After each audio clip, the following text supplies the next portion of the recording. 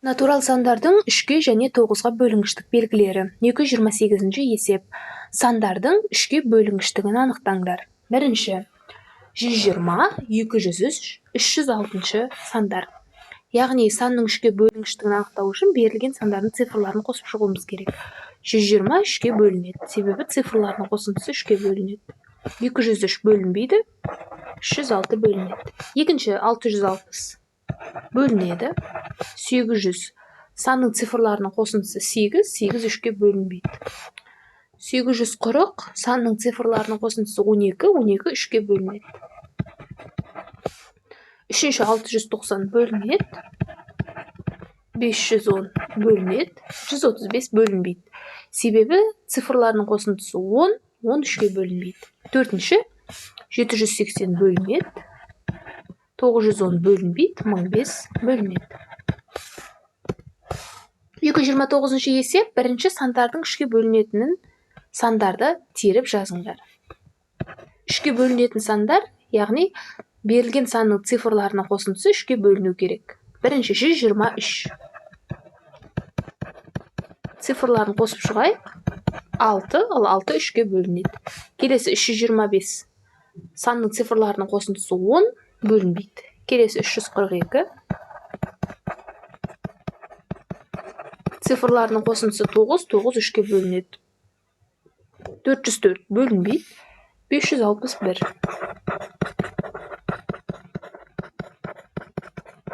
561 цифрларының қосындысы 12, демек 3-ге бөлінеді. 672. 6 қосу 7 қосу 2. Бұл тең 15. 15 3-ге бөлінеді. Келесі 731. Цифрларының қосындысы 11, 3-ге бөлінбейді. 873. 8 қосу 7 қосу 3. 18, 18 3-ге бөлінеді. 881 бөлінбейді. 948. 9 қосу 4 қосу 8. 21, 21 3-ге бөлінеді. Және 1041. Цифрлардың қосындысы 6, 6 3-ге бөлінеді. 1112 бөлінбейді. Екінші, берілген сандарынан 9-ға бөлінетін сандарды теріп жазыңдар. Яғни, санның цифрларының қосындысы 9-ға бөлінсе, берілген сан 9-ға бөлінеді. 288. Цифрларын қосамыз. 18, 18 3-ге бөлінеді. Келесі 333. Цифрларын қосамыз. 9, 9 9-ға бөлінеді. 444 бөлінбейді. 558. 5 қосу 5 қосу 8 тең 18. 18 9-ға бөлінеді. Келесі 9468 бөлінбейді.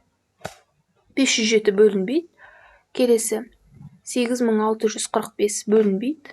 576. 5 қосу 7 қосу 6. Сонда 18-ге тең 18 9-ға бөлінеді. 802 бөлінбейді. 891. 8 қосу 9 қосу 1. 18. 18 9-ға бөлінеді. 7839. Цифрларын қосып шығамыз.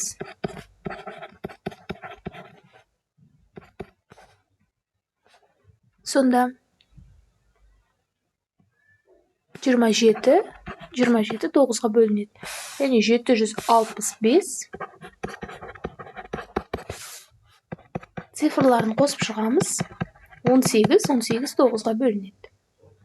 781 бөлінбейді және 936. 18 9-ға бөлінеді.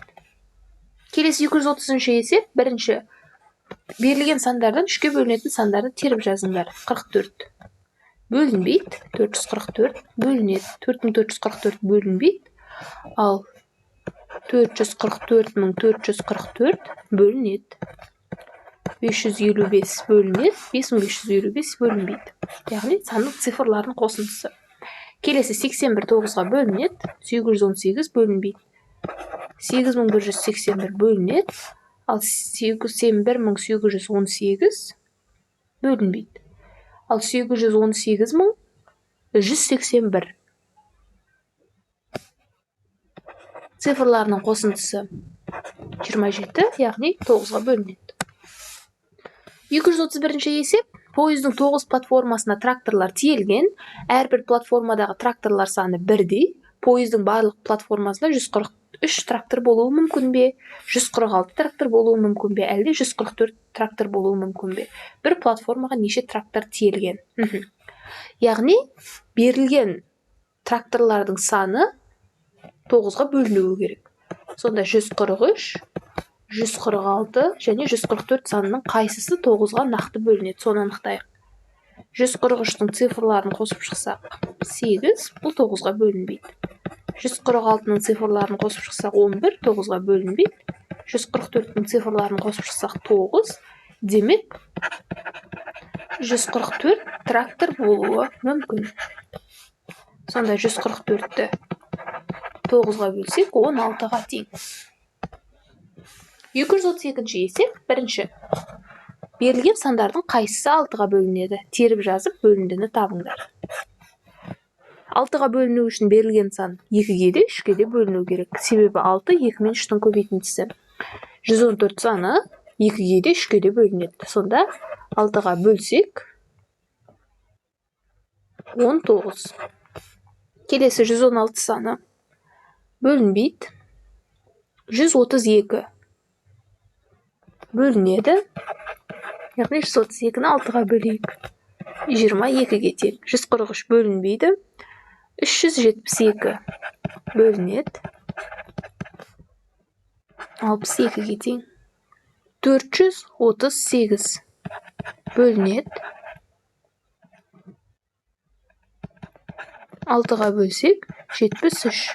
647 бөлінбейді. Келесі екінші. Берілген сандардың қайсылары 15-ге бөлінеді?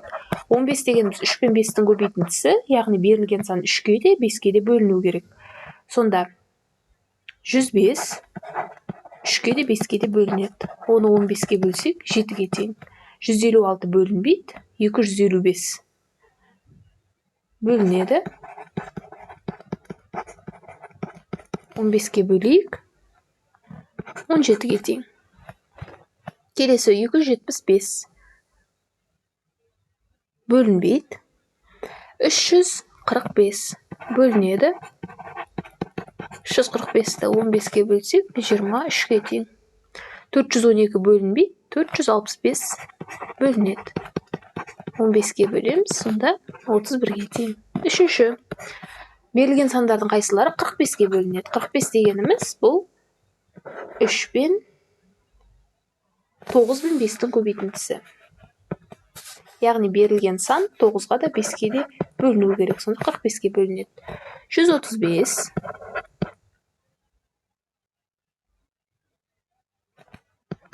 45-ге бөлінеді. 3-ге тең. Келесі 315. 315 саны 45-ге бөлінеді. 7-ге тең. Келесі 325 бөлінбейді. 360